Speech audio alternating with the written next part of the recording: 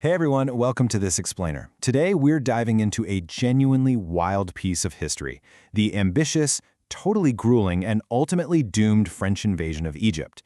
We're going to be looking at a period that completely disrupted the Middle East.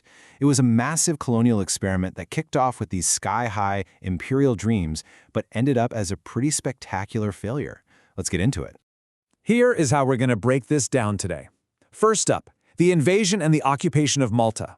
Then, the brutal reality of the march. Third, the strategic Islamic policy. Fourth, the uprisings and the Syrian campaign. And finally, the French surrender.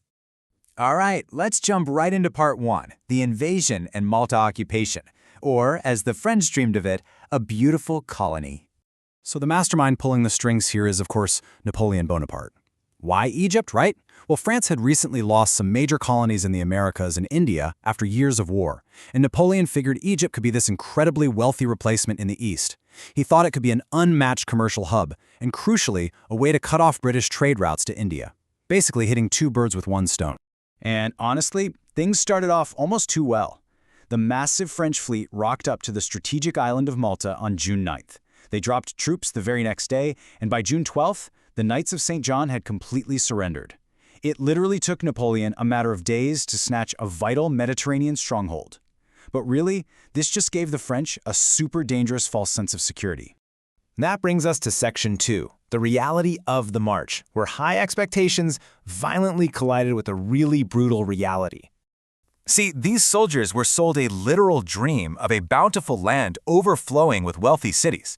But the minute they landed in Alexandria and started the march to Cairo, it was an absolute nightmare. They were forced into this agonizing, grueling trek across scorched, barren desert plains. Now, this march did actually culminate in a massive military victory at the famous Battle of the Pyramids, but leading up to it, the severe heat, intense thirst, and total lack of shelter, it completely broke the army's morale. Just listen to this letter from a French soldier named Boyer on July 28th. He wrote, "An army forced to cross the vast expanses of earth finds no shelter to flee from the severe heat that the mind cannot fathom." You can just hear the despair there. The officers realized incredibly fast that they had been entirely deceived about the nature of this so-called beautiful colony. And then, as if things weren't bad enough, absolute disaster strikes on August 1st at the naval battle of Aboukir Bay. The British Admiral Nelson basically ambushes the French fleet and just shatters it. Boom! Suddenly, Napoleon's entire army is physically trapped in a hostile land. The Mediterranean was now firmly controlled by the British, meaning there was zero way home and absolutely no hope for quick reinforcements from France. So what do you do when you're trapped? We look at Section 3, the Islamic policy strategy, which was essentially an exercise in massive psychological warfare. Napoleon got to work and issued this totally audacious proclamation, which he actually drafted while still out at sea on June 22nd. He straight up claimed that the French were sincere Muslims, and as proof, he bragged about how the French had recently destroyed the Pope in Rome and those Crusader Knights back in Malta. He promised to totally respect the Quran, the Prophet Muhammad, and all local traditions. He was basically trying to rebrand himself from foreign invader to a friendly liberator rescuing Egypt from the oppressive ruling Mamluks. But here is the profound irony of the whole situation. The propaganda simply didn't match the reality on the ground, and the locals were not buying it for a second. I mean, the French soldiers continued to overtly drink wine, and they absolutely refused to undergo circumcision. To the Egyptians, it's pretty hard to claim you're a devout local when your daily actions literally scream foreign occupying army. It was just transparent political theater. Napoleon was so desperate to secure some kind of religious legitimacy that he actually pressured the highly respected scholars of Al-Azhar to issue a customized fatwa. It was a massive compromise that basically gave the French a religious loophole, letting the troops convert to Islam without the circumcision requirement and letting them still drink a bit of wine. But honestly, the public just rolled their eyes. The forced legitimacy completely fell flat. Which leads us directly into Section 4, the uprisings and the Syrian campaign, the breaking point. All that boiling frustration finally just erupted into a full-on domino effect of disasters. First, you have the massive First Cairo Revolt exploding right in the capital. Then, attempting to secure his borders, Napoleon launched an offensive into Syria, which totally failed. And that projection of weakness, it triggered an even larger, more chaotic second uprising right back where they started in Cairo. Let's zoom in on that Syrian campaign for a second. Napoleon marched north to stop a looming Ottoman attack. But his army slammed into a literal and figurative brick wall at the fortress of Acre. It was fiercely defended by the Ottoman commander Jazar Pasha, with heavy backup from the British Navy, and Acre held strong.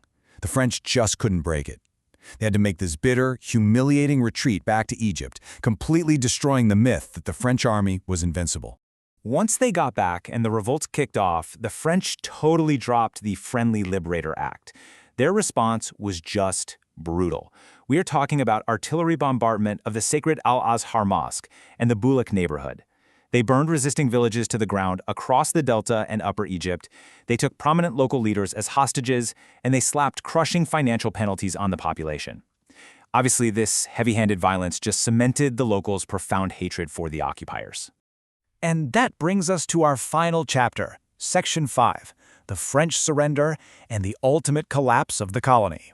At this point, the leadership structure basically just crumbled.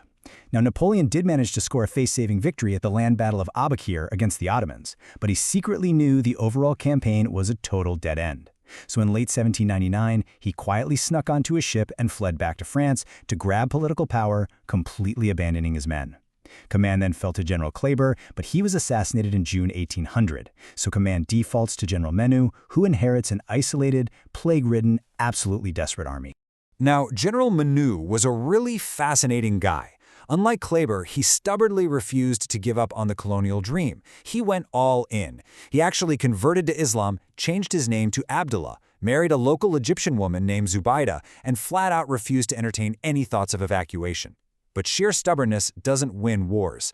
His forces were horribly outmatched and suffered a crippling defeat at the Battle of Canopus against the advancing British and Ottoman armies.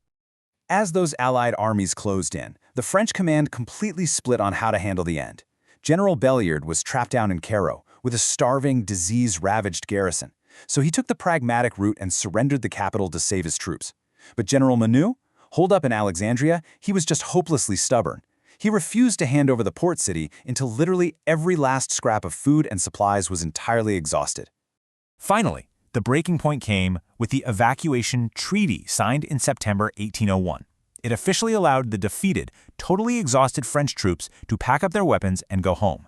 Ironically, though, they had to be ferried back to France on the ships of their enemies. And crucially, they were forced to hand over a massive chunk of the antiquities and manuscripts their scientists had collected over the years, including, by the way, the famous Rosetta Stone. And just like that, the disastrous 3-year adventure officially came to a close. So, this brings us to a really important final thought. Considering all the immense, frankly arrogant ambition and the spectacularly messy collapse we've just covered in this explainer, what is the true, lasting legacy of this brief but massive disruption? It completely shook the Ottoman Empire, it introduced totally new political and scientific paradigms, and it really set the stage for centuries of very complex, often tragic dynamics between Europe and the Middle East. It's definitely a question worth pondering long after we wrap up here. Thanks so much for joining me on this deep dive into history.